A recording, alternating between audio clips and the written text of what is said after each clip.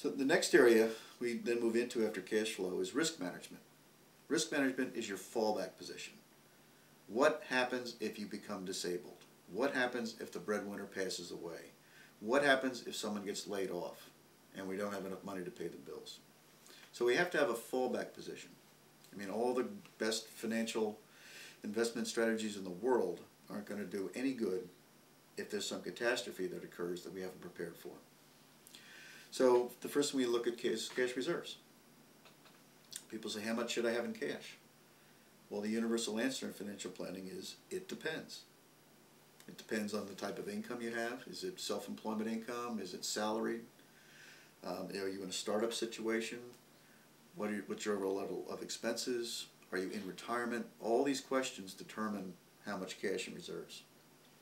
Rough rules of thumb: someone who has a strong salary job that's not threatened by the current economic situation, 3 months of expenses and reserves is usually good. For someone who is maybe more self-employed or their job is not so stable, it might be good to beef that up to 6 months. For someone who's totally self-employed or moving into their own business, it's good to have at least a year's worth of expenses in cash. Now, that's not necessarily something everyone can jump to, so usually we have to work up to it. The trick with cash reserves is you want to have enough but not too much. Why? Because money in cash, money in the bank, money in a CD, things like that, is safe in terms of it's not going to go down in value. However, it's not going to grow. And when we look at money in a bank relative to inflation and taxes, it actually shrinks in value over time. Inflation and taxes will eat into it. We call investing in CDs going broke safely. So you want to have enough but not too much. The next area is our insurances, the whole group of different insurances: property and casualty, homeowners insurance, automobile insurance. For some people, a liability umbrella policy is a smart thing to have. They're not expensive, and they're an ultimate protection from a lawsuit. I look at the insurances. Do you have the right amounts? Do you have the right deductibles? Are you paying too much? Does it cover what we need to cover? Replacement cost of a home versus just market value, that kind of thing. So that's looked at. Other areas of insurance are your personal insurance. Medical. I mean, everybody's dealing with the rising cost of medical insurance these days.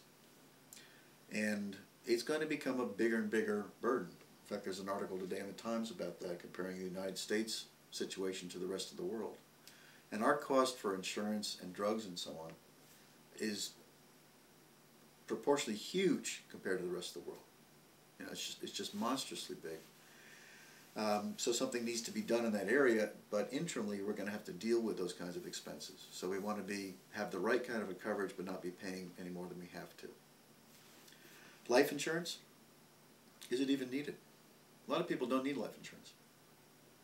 Now, if you're the breadwinner of a family and you've got, you know, wife and kids to support, and you're the sole breadwinner, you better have life insurance because they're dependent on you. Now, does it need to be a cash value policy, a whole life, or a universal life? No. No, for most people, level term is an ideal solution during the earning years.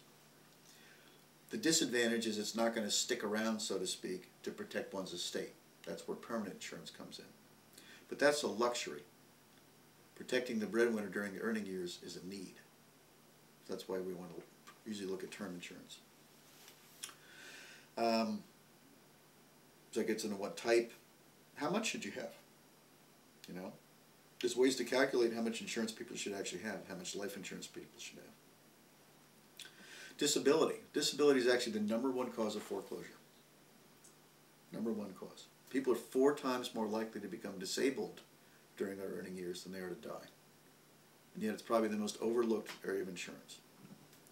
Now, a lot of major corporations do provide insurance or disability insurance coverage for their employees to a degree. Most small companies don't. Self-employed certainly don't. So it's usually a very, very overlooked area and one that should be addressed. Long-term care. 40% of us statistically will end up in a nursing home. That's the most upsetting thing that I talk to clients about. Most people are more upset about being in a nursing home than they are about dying. And who can blame them? But it's a reality. You know, some of us will end up there, and if there's not a way to pay for it, then especially in a married couple, married situation, the non-custodied spouse, the spouse that's living in the home, they've got their expenses, but then you've also got the cost of the nursing home. So all of a sudden your retirement accounts that would have taken care of, you know, one household are trying to take care of two. You can essentially impoverish the non-custodied spouse all the way down to almost nothing, and then they'll qualify for Medicaid. So long-term care insurance, especially for couples, is a very important bridge. How much, what type, what's the benefit period, all those kinds of things we look at, you know, in the course of the risk management area, looking at that area. And lastly, there's just basic estate documents to fall back. I mean, you have wills in place, powers of attorney, medical directives, things like that. What if something, God forbid, were to happen to a member of the household, especially the breadwinner? How are the assets then going to be distributed?